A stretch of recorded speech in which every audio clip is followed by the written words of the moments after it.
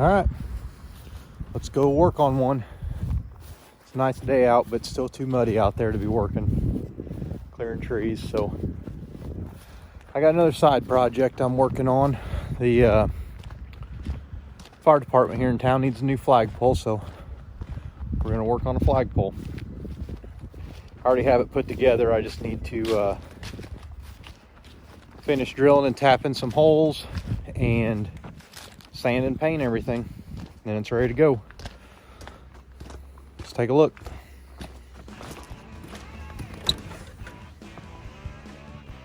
All right, there's the flagpole. A little over 45 feet of it.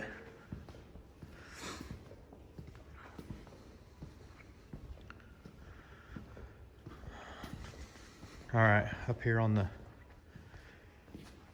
top, I always use a stainless pulley, marine grade. It's got a brass bushing in it. I mean, it's lifetime pulley, and you'll never wear it out, and it's not gonna corrode or rust. And then on the bottom, I do a flange, weld the flange on. Oh, the infamous YouTube weld. There you go. Good enough to hold flagpole up. It's been holding mine up plenty long. Okay, well, I'll set you up. We're going to sand it and hopefully get the first coat of paint on it today. Right now it's got an epoxy coating on it. I buy a scrap pipe is what it is. It's basically just old scrap pipeline pipe. And buy the fittings. Put everything together. I put the rope on it. Obviously the pulley. Got to put a cleat on it yet to wrap the rope on. And then after it's all painted, it'll be done. I'll buy the first flag usually. So like this is like I said, a little over 80 or a little over 45 feet tall once it's all said and done. So my flagpole is also about 45 feet tall. And it's got an 8x12 flag. If you only put one flag on it, 8x12 is about perfect. If you're gonna put a flag under it, you really need like a 6x10, or depending on how many flags you're gonna put under it. Oh, a little smaller than that even. But they're just gonna do one flag, so I'll get them an 8x12 first. And go from there. Hopefully I'll have it done tomorrow. I'll be pushing it, but by the end of the weekend. That'll be a few days. All right, this is what I plan on using. Just a random orbital sander. Some 80 grit pads and some 120. It ain't gotta be super smooth, just needs to hold paint. And just some leftover Rust-Oleum farm implement paint I had. That's what I used to paint mine, and it's holding up great. I didn't prep it nowhere near as good as I'm gonna prep this one, so.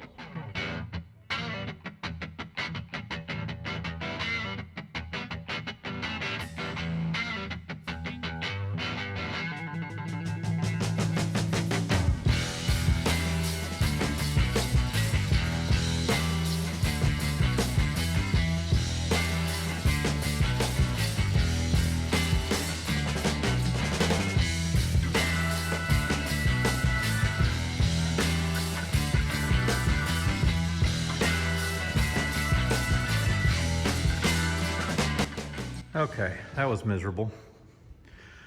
Well, I got everything sanded. I wiped it down with some alcohol and got everything kind of cleaned up as best I could.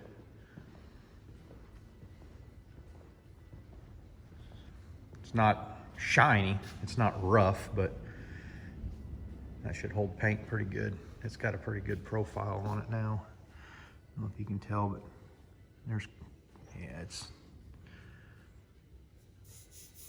it's rough. So like I said, way better than my flagpole that I painted almost 2 years ago now. So went and got some more paint. Had the same kind. Paint I had was dried completely, in the gallon jug. So we will get this stirred up and start painting. Hopefully I got about an hour, a little over an hour before I gotta go pick kids up. So hopefully I'll get I'd like to get first coat on, but I know that stuff is super thick. It's a pain to use, so I doubt I'll get a full coat on, but I'll get a good start, go pick them up, and they always want to help paint, so might give them something to do. Lay tarps down so they don't get paint all over my floor. I won't make you guys sit through a time lapse with the painting. It's miserable doing the sanding and all that, and I don't really like the time lapse thing anyways, because I'd rather be able to engage with you, show you things as I do things. Picked up some mineral spirits as well, so I can clean everything up after I get done. But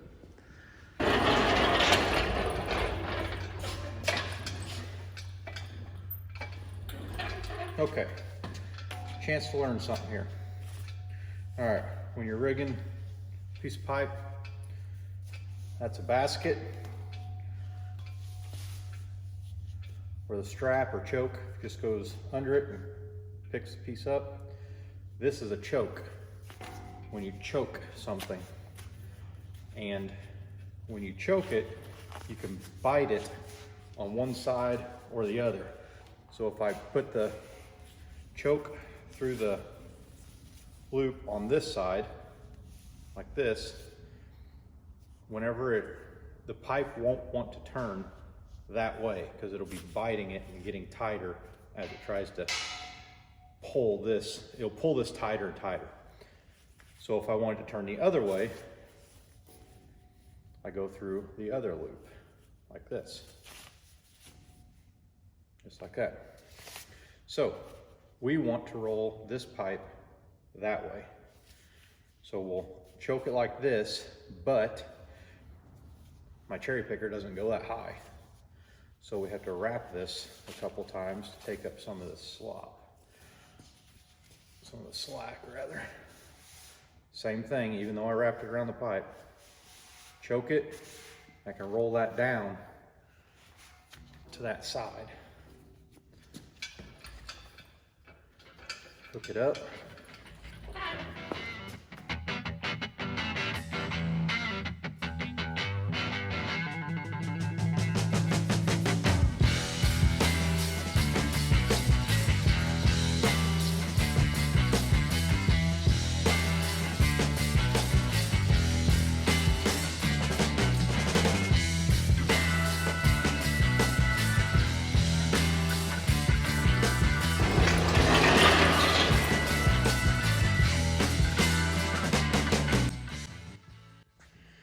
So what we'll do is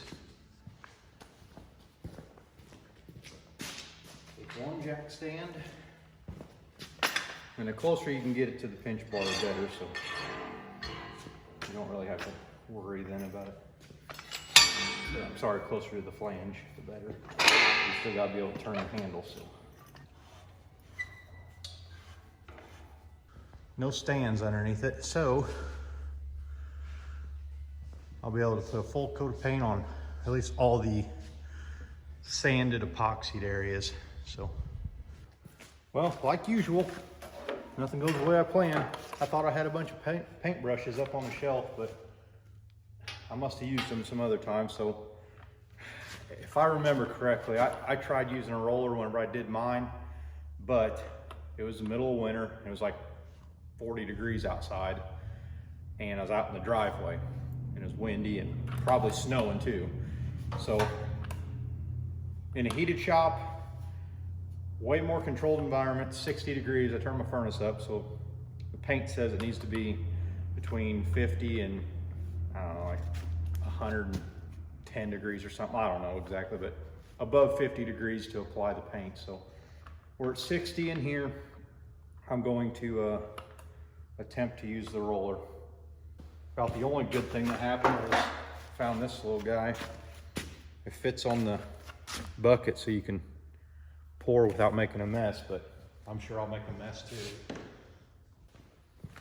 Right there. Yeah, we'll see. Oh, this is gonna be a disaster.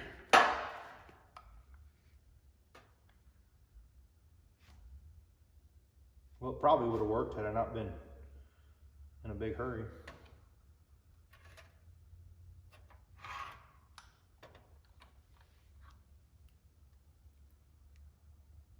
I guess it doesn't make as big of a mess.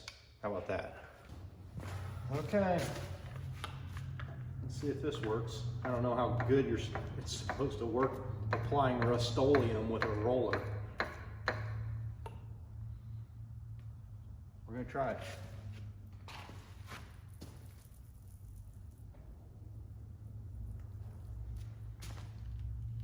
One thing I do remember about this when I put it on with a brush last time, no matter how many brush strokes or what were in the paint, as it dried, it smooths out. I mean, it ends up looking really pretty nice.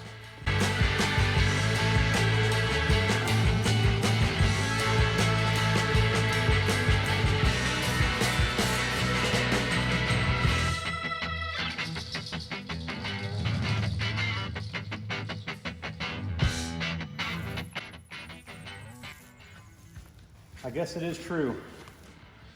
Paint job all comes down to your prep. I'd say, at least 10 times as much time prepping this one than I did mine. Again, mine's not bad, but this is gonna be way nicer than my flagpole. Getting brave. Painting outside the tarped area. Kids got stuff everywhere. Let me slide this down before I screw it up.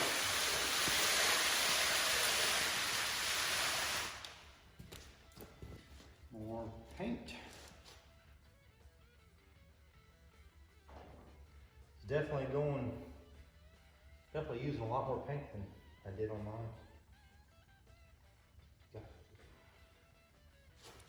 Always.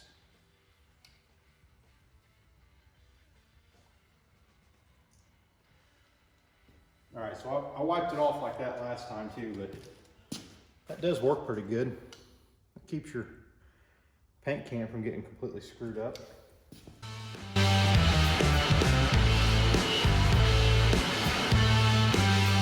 Show you this paint so far. See that? I mean, there's dust and crap in it, but from the roller, but it'll be fine. See how that smooths out? I mean, that's gonna be nice. Oh my gosh, there's a run. God forbid. Man, that's gonna be nice.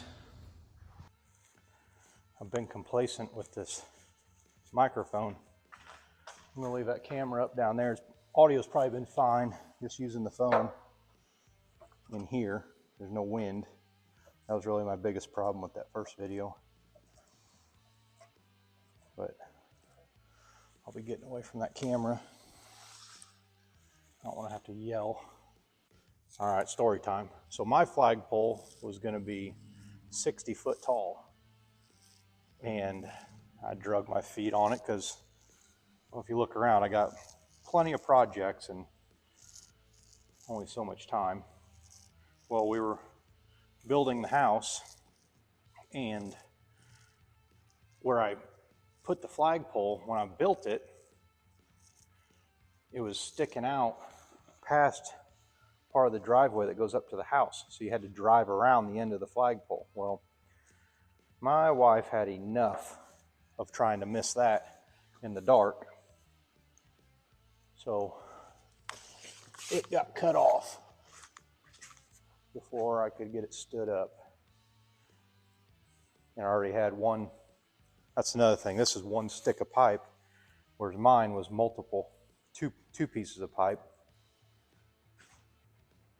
So there's a seam in it, like, I don't know, 10, 12 feet from the top. Can't tell, but I guess you could if I pointed it out to you. You'd be able to see it, but you're not going to see it just walking up to it. Man, this is going on pretty good.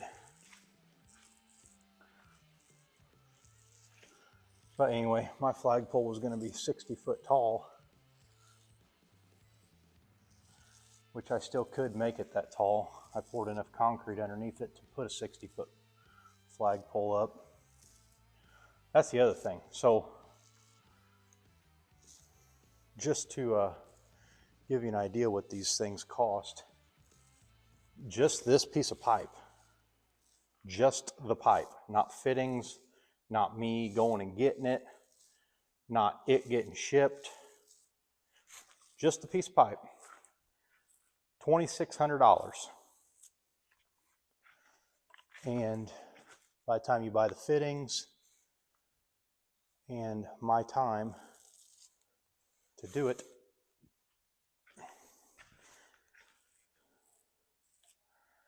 you're getting up to $4,000 pretty quick. Because, for instance, that pulley down there, I ain't gonna buy some $20 Walmart job to go at the top of a 45+ foot tall flagpole and hope it holds up for 50 years. Because unlike most people, I like to do things one time, only once. Well, by the time you put a $50 pulley, I use 3/8 marine grade rope, because rope's easy to change if you catch it before it fails. So the rope's really not that big a deal. But I put an aluminum cleat on it, drilled and tapped. And the flag. So the flag that's another thing. I like learning stuff. So whenever I go to do something, I always kind of dive head first into it. So flags, there's differences between nylon, polyester, and whatnot. On these big flags, like I say big, ones you're not going to buy at Walmart, you know, a 3x5 or 4x6. So anything bigger than that, I'm considering big, up to a 30-foot flag or bigger. I always recommend polyester. It's heavier because think about it, you're buying a big flag that's going to go up 40+ feet in the air. Everybody's going to see it, first of all, and second of all, you want it to last. You don't want to put it up and then a month later the thing be tattered and torn and looks like crap. Polyester is a lot heavier, so when that flag is when the wind's blowing and it's a nylon flag, it's a lot lighter. Some flags are just out there just getting beat all to heck. A polyester flag, a lot heavier, so it hangs and it just waves. It doesn't get beat up as quickly.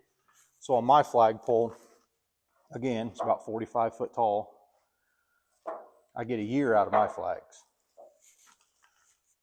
Weekend before July 4th, we put a new flag up. And this is actually the first one that's not really tearing, but I can actually see is getting worn more than the previous flags. I say flags, it's the third flag we bought. But there's definitely a difference in flags. So there again, an 8x12 polyester made in America flag is $300, give or take. You can buy a nylon one for $100 or less, but you're going to buy about 6 of them. If you haven't yet, hit that subscribe button, like the video, and post some comments. I'd like to actually interact with you guys. I don't want to just post videos and not hear from you. Ask me some questions. I'm doing this to help people, like this channel. I don't need to document it for myself. I've learned a lot on YouTube. Not that I'm trying to, get all righteous and feel like I'm special and have to give back or something, but I'm a pretty capable person. And I don't know too many other channels so far, and I've watched a lot of different channels of mechanically abled people and farming and whatnot.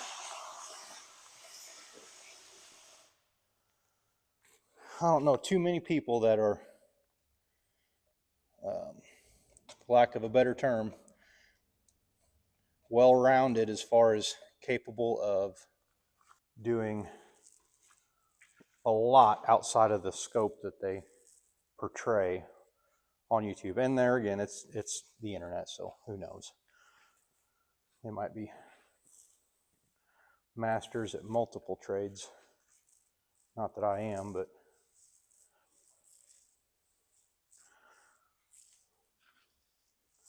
I played a significant role in building our house. I've finished everything in here that you see, minus I was working and had to pay someone to put the floor joists and floor on the loft. Other than that, I've trimmed everything out here. I trimmed our house out. I did all the plumbing. That's what I did before I started welding. I was a plumber. My dad, just retired, was a plumber most of my life. I say most, all but just like 5 years.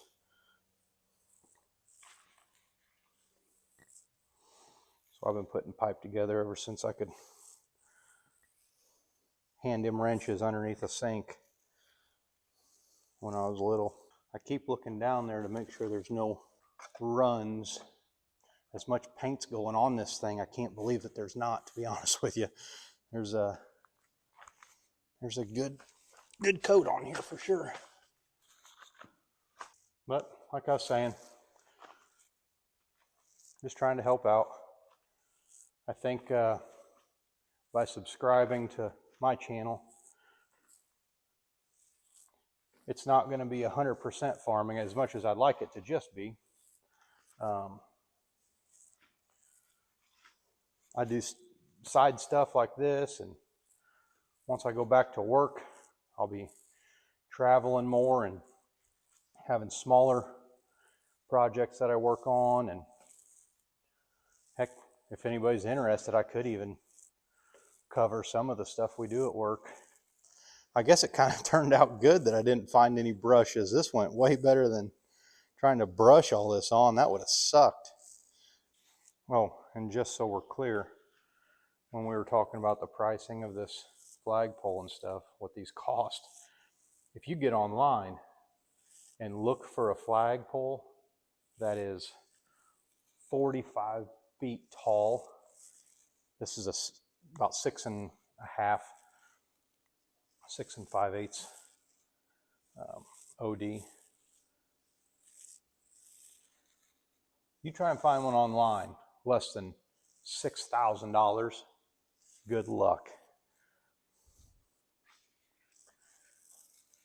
And then, like I was saying earlier, price of the flagpole, I mean, that scares plenty of people off as it is.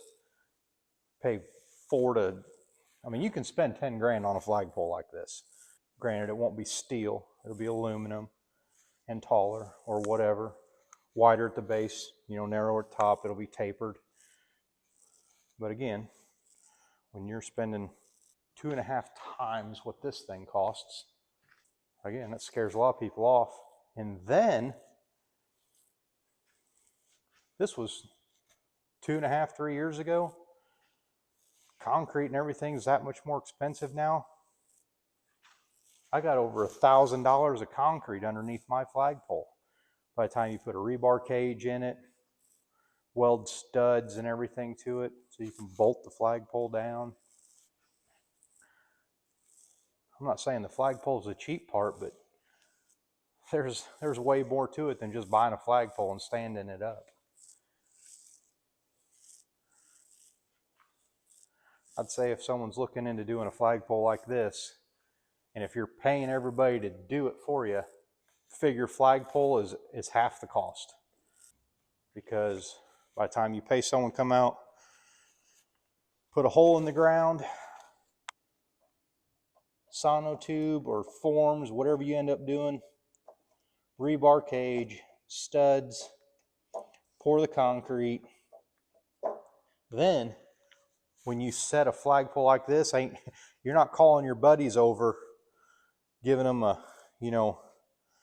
an IOU to help push this thing up in the air. This flagpole's almost 2,000 pounds. You're getting a crane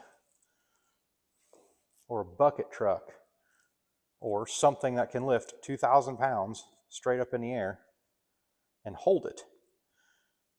Because once you get it in the air,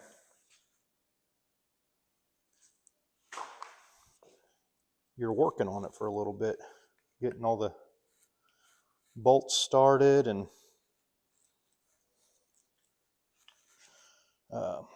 getting it leveled up. Like I said, there's way more to it than just buying a flagpole and putting a rope on it.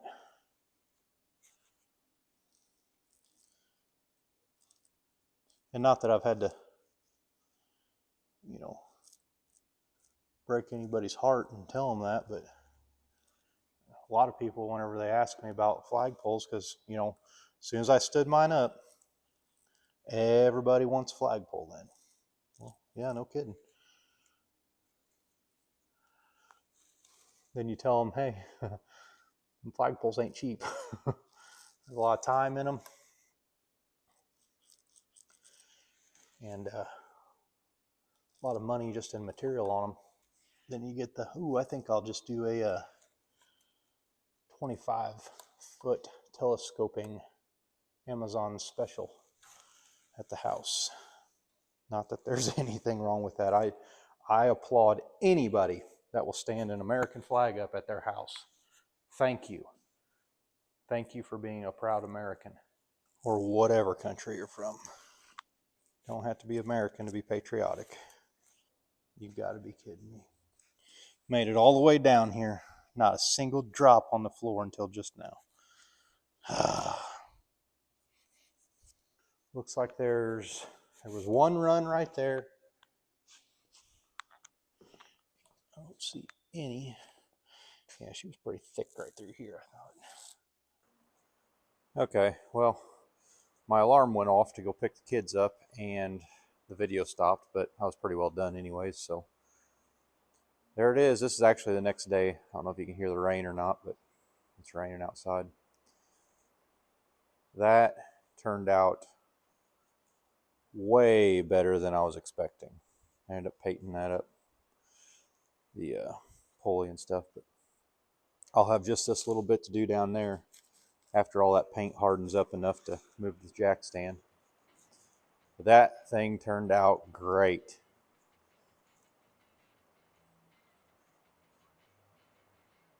That is literally like glass on there. So some people probably ask, why did I do a high gloss black? Because if you do like a satin or something that's not as shiny, dirt and stuff just sticks to it so much easier. So like obviously you're not going to climb up here and clean the flagpole out or clean it up, but rain will rinse it off and it'll look clean all the time.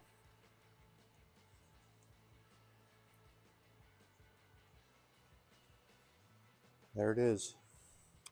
So probably tomorrow, paint will be hard enough. Keeping it 60 degrees in here. It's supposed to get cold tonight, down to the teens. And then I don't think it's going to get above 20 for the next week.